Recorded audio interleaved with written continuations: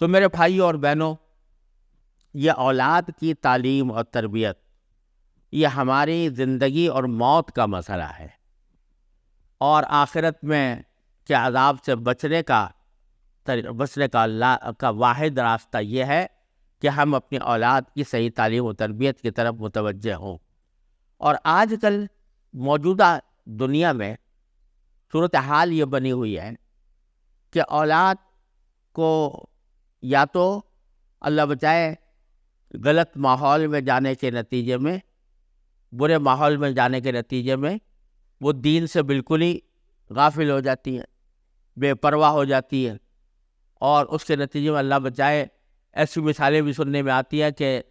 اللہ بچائے اسلام سے مرتد ہو گئے۔ اللہ تعالیٰ حفاظت فرمائے۔ اور بعض اوقات یہ بھی ہوتا ہے کہ اولاد کی صحیح تربیت نہ کرنے کے نتیجے میں، اس کو صحیح اور معتدل تعلیم نہ دینے کے نتیجے میں، بعض لوگ جو جذباتی قسم کے ہوتے ہیں یا غلط فکر رکھنے والے لوگ ہوتے ہیں، وہ ان کو لے اڑتے ہیں، اور اس کے نتیجے میں وہ ان کو ایسے راستے پر لے جاتے ہیں اور ایسی باتیں سکھاتے ہیں اور ایسی باتیں عمل کرواتے ہیں جس سے دین بدنام ہوتا ہے، اسلام بدنام ہوتا ہے، اور اسلام کے راستے میں رکاوٹیں پیدا ہوتی ہیں۔ تو اگر ہم اپنے اولاد کی طرف توجہ نہیں کریں گے، ان کو صحیح تعلیم نہیں دیں گے، ان کی صحیح تربیت نہیں کریں گے، تو مختلف قسم کے غلط ہاتھوں میں ان کے پڑ جانے کا احتمال ہے۔ اولاد جب نوعمر ہوتی ہے، نوجوان ہوتی ہے، تو اس کو جذبات کے ذریعے ایک طرح سے ایک راستے سے دوسری راستے کی طرف لے جانا آسان ہوتا ہے۔ کچی عقل ہوتی ہے، کچی فہم ہوتی ہے، اور اس وقت میں غلط لوگ اس کو اپنے مقاصد کے لیے استعمال کرنے کی فکر میں رہتے ہیں، اور یہ چاہتے ہیں کہ اپنے مقاصد اس سے حاصل کریں، اس کو غلط باتیں سمجھاتے ہیں، غلط نظریات پڑھاتے ہیں، اس کے نتیجے میں اسلام بدنام ہوتا ہے۔ اور اسلام کے بدنام ہونے کے نتیجے میں جو ہمیں چاہیے تھا کہ ہم اپنے عمل سے، اپنے کردار سے، اپنے اخلاق سے اسلام کی طرف لوگوں کو دعوت دیں، اس کے بجائے وہ ایک نفرت کا سبب بن جاتے ہیں، اسلام کی طرف آنے میں رکاوٹ بن جاتے ہیں۔ اس لیے میرے بھائیوں اور بہنوں، سب سے اہم بات جو ہمارے لیے ہے وہ یہ کہ خود بھی مسلمان بنیں اور اچھے انسان بنیں، اور اپنی اولاد کو بھی اچھا انسان اور اچھا مسلمان بنانے کی کوشش کریں۔ اس کا اصل راستہ تو یہ ہے جو میں نے عرض کیا کہ مسلمان اپنے تعلیمی ادارے خود قائم کریں، لیکن جب تک وہ منزل حاصل ہو اس وقت تک میں چند گزارشات پیش کرنا چاہتا ہوں کہ ان کے اوپر اگر عمل کریں تو امید ہے کہ انشاءاللہ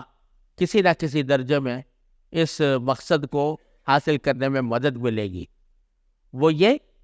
کہ اپنے گھر کے ماحول کو، والدین اور ماں باپ،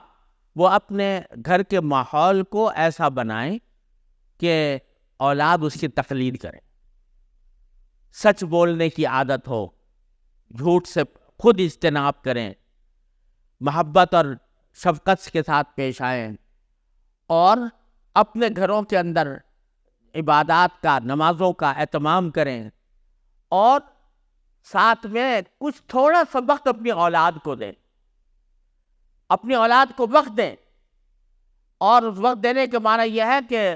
ان کے ساتھ گھلے ملیں، ان کو رفتہ رفتہ ڈائریکٹلی اور یا انڈائریکٹلی ان کے دل و دماغ میں اسلامی اخلاق، اسلامی آداب، اسلامی تعلیمات وہ پہنچانے کی کوشش کریں، اور تھوڑا سا وقت اپنے 24 گھنٹوں میں سے ایسا نکالیں کہ جس میں بیٹھ کر ان کو انبیاء کرام علیہ والسلام کے واقعات پڑھائے جائیں، ان کو حضرات صحابہ کرام رضی اللہ تعالیٰ عنہ کے واقعات سنائے جائیں، بزرگان دین کے واقعات سنائے جائیں، ان کے اخلاق و کردار کو بہتر بنانے والے واقعات جو ہماری تاریخ الحمدللہ اس سے بھری ہوئی ہے، بڑی ایسی حقائق سے معمور تاریخ ہے، اس تاریخ کے واقعات ان کو سنائے جائیں، جس سے ان کے دلوں میں حسن اخلاق، حسن کردار اور اللہ تبارک و تعالیٰ کے سامنے پیش ہونے کا احساس رفتہ رفتہ پیدا ہو۔ تو کچھ وقت شام رات کے وقت میں سونے سے پہلے مثلاً